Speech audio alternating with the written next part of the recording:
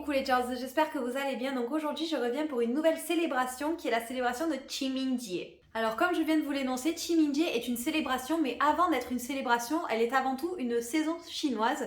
Et je vais donc tout d'abord parler de la saison pour ensuite vous parler de la célébration.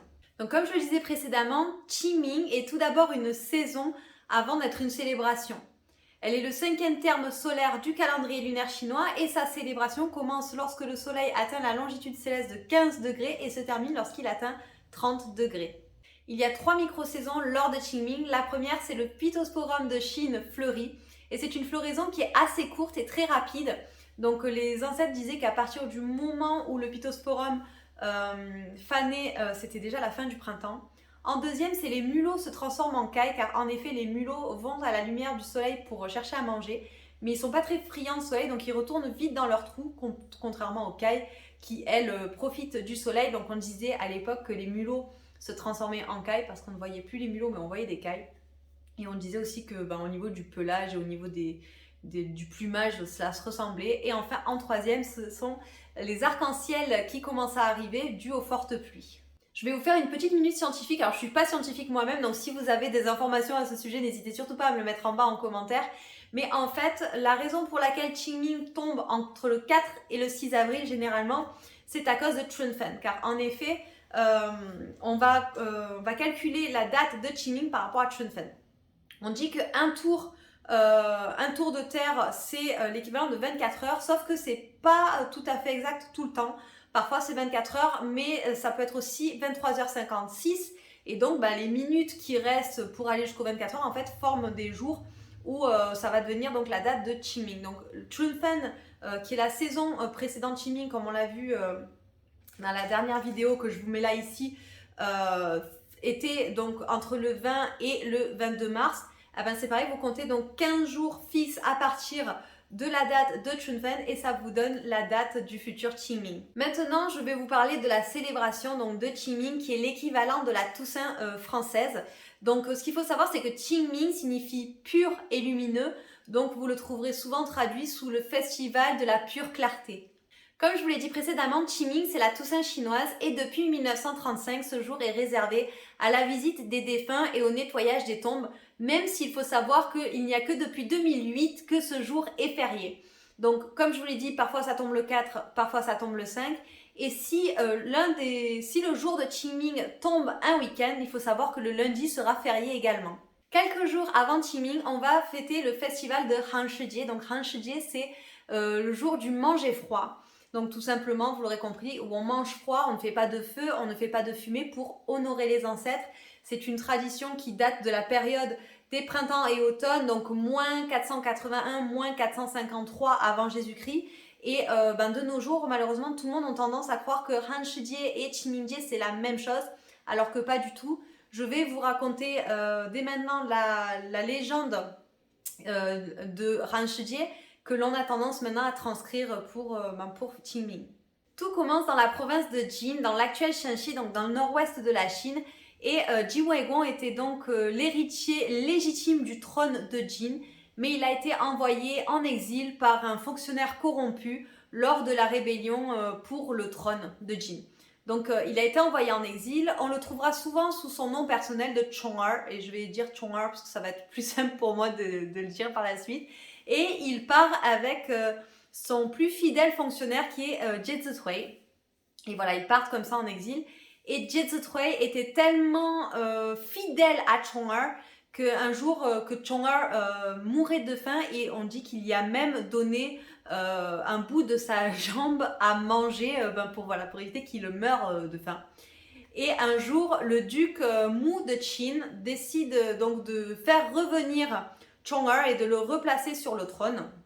Donc Jie Zitui a fini sa mission et il décide de s'en aller dans la montagne pour vivre avec sa mère qui se faisait vieille.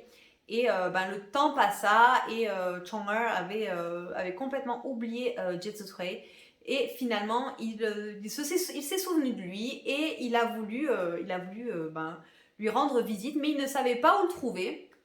Donc du coup, ce qu'il a fait, il a pensé avoir une idée de génie et il a décidé de mettre feu à la montagne pour faire sortir Jie Zitui.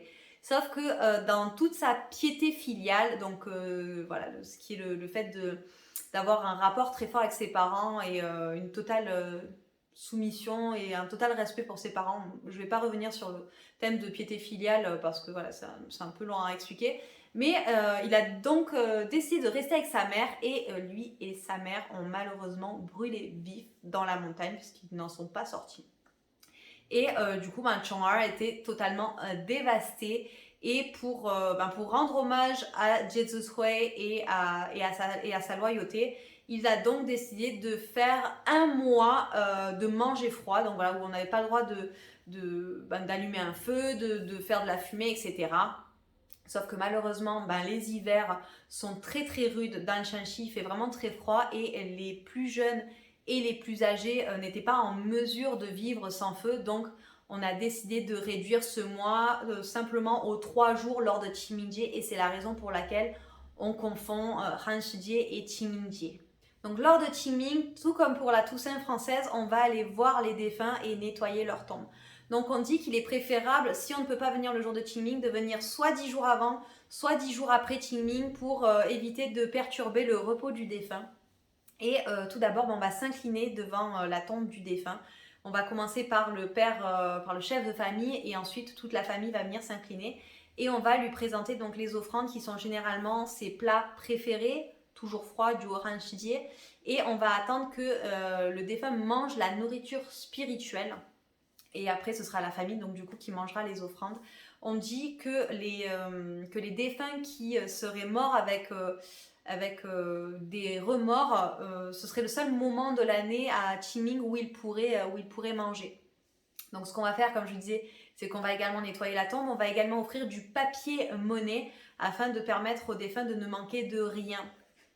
Alors c'est une tradition qui commence à se perdre petit à petit parce qu'on se rend compte que tout d'abord ça pollue beaucoup, mais également que c'est dangereux parce qu'on met généralement pas mal de liasses de billets. Donc je ne suis pas sûre de cela, je ne suis jamais encore rendue à une célébration de Qingming, mais apparemment maintenant ça peut se faire par le téléphone et on peut voir vraiment la volonté du peuple chinois de vouloir transmettre les traditions dans le monde moderne. Donc pour éviter tout ce qui est pollution et danger, on va pouvoir envoyer ça apparemment via le système de téléphone. Je vous ai mentionné les papiers monnaie, mais surtout si un jour vous allez en Chine et que vous en voyez, ne venez surtout pas à en acheter parce que ce ne sont pas des souvenirs.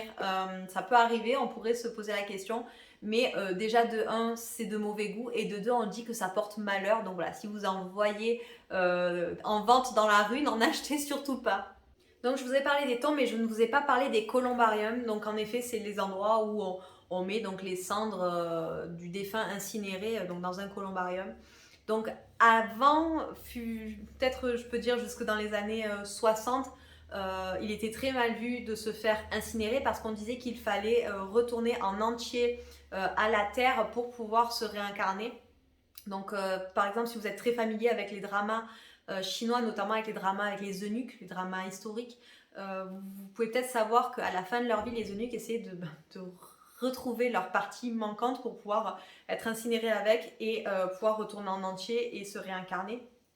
Il y avait même à l'époque des gens, parce que du coup l'enterrement était interdit, mais il y avait des familles qui faisaient quand même enterrer leurs proches et malheureusement on allait les excaver parce que c'était interdit de faire enterrer les gens. De nos jours, les jeunes Chinois ont un autre avis sur la question. Ils sont beaucoup plus ouverts à l'idée de la crémation, mais c'est vrai qu'à l'époque, c'était pas aussi ouvert d'esprit. Mais donc voilà, on peut également aller voir des columbariums et on va également faire ces hommages aux ancêtres. Parlons maintenant des traditions de Qingming. Donc pour Qingming, on va avoir des branches de sol.